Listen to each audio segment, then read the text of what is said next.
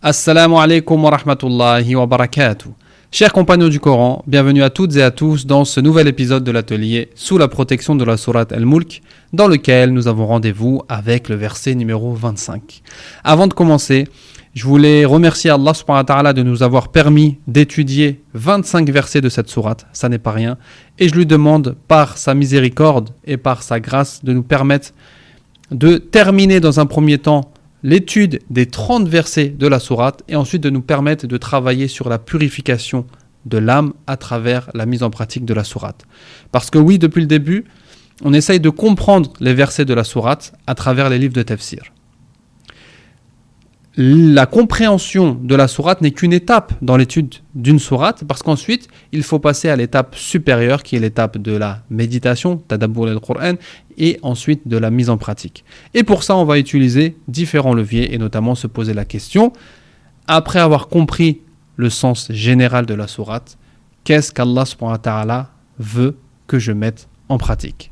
Et ensuite, on développera ça en passant par l'étape du tadabbur, comme je vous ai dit, et ensuite on pourra donner des idées de mise en pratique pour pouvoir espérer être compté parmi les compagnons de la sourate Al-Mulk. Aujourd'hui, nous terminons le 25e jour du mois de Ramadan et on va accueillir la 26e nuit. Je vous rappelle que c'est normal si vous êtes fatigué, c'est normal si vous avez des cernes, c'est normal si votre corps ressent de la fatigue ou n'agit pas comme d'habitude.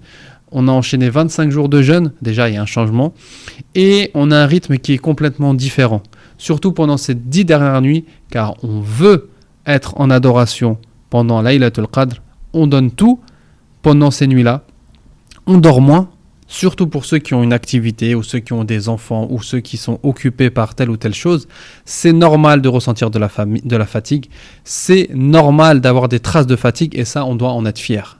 Si vous allez au travail et on vous dit « Ah bah t'as une petite mine aujourd'hui », ah bah bref, on vous fait des critiques, et bah prenez-les comme un compliment parce que c'est un compliment d'être soumis à Allah subhanahu wa ta'ala et de se fatiguer dans son adoration et on demande à Allah subhanahu wa ta'ala de nous accorder la récompense et de purifier surtout nos intentions.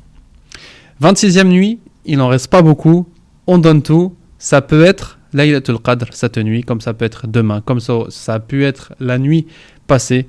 On donne tout, Inch'Allah, et on ne regrettera rien à la fin du Ramadan.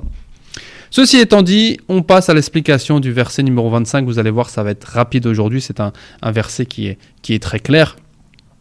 Bismillah walhamdulillah wassalatu wassalamu ala rasulillah amma ba'd. Fayaqulu Allahu ta'ala أعوذ بالله من الشيطان الرجيم ويقولون متى هذا الوعد إن كنتم صادقين. Et ils disent, les polythéistes, à quand cette promesse, à quand cette menace, si vous êtes véridiques?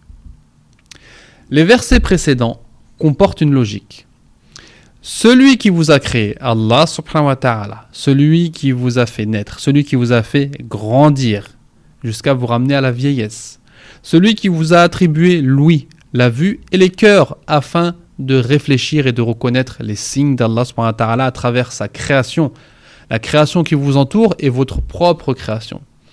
Celui qui vous a dispersé, qui vous a rendu, qui a fait de vous des peuples différents, des peuples que l'on trouve aux quatre coins du monde, des peuples de cultures différentes, de couleurs différentes, de langues différentes, de coutumes différentes, n'est-il pas capable de vous ressusciter? N'est-il pas, Allah subhanahu wa ta'ala, celui qui a créé du néant, n'est-il pas capable de ressusciter, de vous ressusciter? Créer de rien n'est pas plus difficile que de vous ressusciter? Bien sûr. Donc Allah subhanahu wa ta'ala, à travers différentes menaces et différents passages, il essaye de faire prendre conscience aux polythéistes de leur égarement et il essaye de les faire réfléchir. Et au lieu de prendre en considération les menaces de la 4e partie et de prendre conscience des vérités établies dans le début de la 5e partie, certains polythéistes s'obstinent dans leur égarement et renient la résurrection. Voici donc ce qu'il va leur arriver. Ce verset et les suivants traitent d'un pilier de la foi très important qui est la croyance en l'au-delà. Al-iman bil yawm al-akhir. Quand on parle de la croyance en l'au-delà, c'est de la croyance de tout ce qui se passe depuis la mort de la personne jusqu'à son entrée au paradis ou son entrée en enfer. Ce qui nous renvoie à la deuxième partie de la sourate. Vous vous souvenez de la deuxième partie de la sourate dans laquelle Allah subhanahu wa ta'ala il nous rappelle ou il nous raconte ce qui va se passer en ce qui concerne les gens de l'enfer. Il nous rappelle, il nous décrit leur entrée en enfer et leurs regrets et tout ce que l'on a vu dans la deuxième partie de cette sourate. Dans le verset précédent, Allah subhanahu wa ta'ala, il nous indique que notre retour se fera auprès d'Allah subhanahu wa ta'ala et regardez la réponse des polythéistes. Et ils disent à quand cette promesse, cette menace, si vous êtes véridique. On parle des polythéistes qui recevaient le message du prophète sallallahu alayhi wa sallam et des compagnons. L'emploi du mudari', le mudari', on peut le traduire par le présent, le temps présent ou l'inaccompli, tout ce qui n'est pas encore accompli. Une des fonctions, un des rôles de ce temps, c'est d'indiquer la continuité et la répétition. Ce qui montre que le prophète sallallahu alayhi wa sallam et les compagnons faisaient des rappels régulièrement à ces gens-là. Ils leur parlaient continuellement de l'arrivée de l'heure et de la résurrection, du paradis et de l'enfer. Mais en échange du rappel, ils ne recevaient que moqueries, défis et provocations.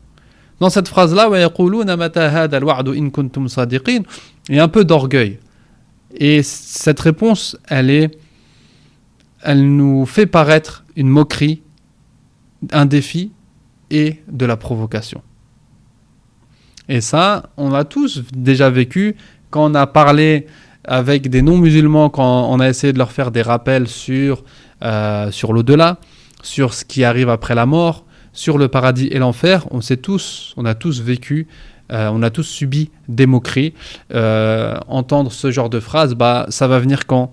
Ou moi, je connais personne qui est revenu de la mort pour me dire qu'est-ce qui va se passer, etc., etc. Donc, les reproches que l'on vit aujourd'hui, ou les critiques, ou les moqueries que l'on subit aujourd'hui, ce sont des moqueries que le prophète sallallahu alayhi wa sallam a vécues, a subies, ainsi que les compagnons, radiallahu anhum. وَيَقُولُونَ مَتَى هَذَا الْوَعْدُ إِن كُنْتُمْ صَادِقِينَ. Mata, donc eux, ce qui les intéresse, c'est que de savoir quand ça va arriver. Ça n'est pas de savoir qu'est-ce qui va se passer, comment on s'y prépare, comment on évite ça. Non. Ce qui les intéresse, c'est quand. La date. Mais rien d'autre. C'est de la provocation, en fait. وَيَقُولُونَ مَتَى هَذَا الْوَعْدُ. Al-wa'd, c'est la promesse d'un bien. En arabe, il y a la différence entre al-wa'd et al-wa'id. Et dans le Coran, la promesse d'une chose qui apporte le bien et le profit, c'est al-wa'd. Et la promesse d'un mal ou d'un préjudice ou d'une menace, c'est al-wa'id. Et donc eux, par leur ignorance, ils disent وَيَقُولُونَ مَتَى هَذَا الْوَعْدُ. Ils pensent que l'heure, quand elle va venir, ce sera un bien pour eux.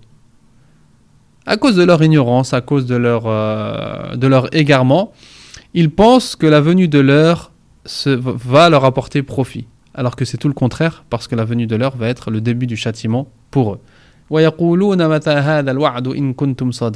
Quand va venir ce grand bien, l'heure, si vous êtes véridique, subhanallah. Alors que le prophète sallallahu alayhi wa sallam les menaçait, leur faisait un rappel par la menace en parlant de l'heure. Si vous êtes véridique, donc cette fin de phrase a pour but de remettre en doute l'intégrité des musulmans. Si vous êtes véridique, ça veut dire quoi ? Ça veut dire qu'à la base, vous êtes menteur, mais si vous êtes véridique, dites-nous quand elle va arriver. Et la réponse se trouvera dans le verset que l'on étudiera demain, parce que l'heure, c'est une science qu'Allah subhanahu wa ta'ala s'est réservée à lui. Personne ne peut dire quand l'heure arrivera. Voici la réponse des polythéistes lorsqu'ils ont entendu le rappel du prophète sallallahu alayhi wa sallam et des compagnons, lorsque Allah subhanahu wa ta'ala lui a transmis des choses à dire et leur a rappelé les bienfaits qu'Allah subhanahu wa ta'ala leur a donnés et leur a rappelé le pouvoir absolu d'Allah subhanahu wa ta'ala. Voici leur réponse qui est synonyme de moquerie, synonyme de provocation. Les leçons que l'on peut tirer de ce verset, le prophète sallallahu alayhi wa sallam et les compagnons faisaient sans cesse des rappels sur l'au-delà. Tout le temps, ils étaient dans la prédication, ils étaient dans la da'wa. La croyance en l'au-delà est un pilier de la foi et il est indispensable à la réforme de l'âme. Et c'est même, je dirais, le pilier de la foi qui a le plus d'impact dans la réforme de l'âme. Quand on réfléchit à la mort, quand on réfléchit à l'au-delà, c'est ce qui va nous permettre de nous réformer, de changer notre comportement et d'éviter les péchés. En plus de renier cette vérité, les polythéistes se moquaient d'eux et les défiaient, et même plus que ça, parce que les polythéistes attaquaient même le prophète sallallahu alayhi wa sallam par la parole, les actes et tout ce qu'ils pouvaient mettre en place pour nuire au prophète sallallahu alayhi wa sallam et aux compagnons, ils le faisaient. Demain, Inch'Allah, on aura la réponse à propos de l'heure. Quand est-ce qu'elle va se passer? Quand est-ce qu'elle aura lieu, l'heure? Est-ce qu'elle viendra avec un châtiment ou est-ce qu'elle viendra avec rahma? On en parlera demain, Inch'Allah. Et avant de finir, donc je vous rappelle de finir ce mois de Ramadan en beauté. Il reste que quelques jours, nous sommes dans la dernière ligne droite. Et comme vous le savez, le prophète sallallahu alayhi wa sallam a dit Innamal a'malu bil khawatim, les actes ne valent que par leur fin. Donc à nous de tout donner et à nous de ne pas lâcher. Wallahu ta'ala a'la wa a'lam. Subhanaka Allahumma wa bihamdik. Ashhadu an la ilaha illa ant. Astaghfiruka wa atubu ilayk. Barakallahu fikum. Wassalamu alaykum wa rahmatullahi wa barakatuh.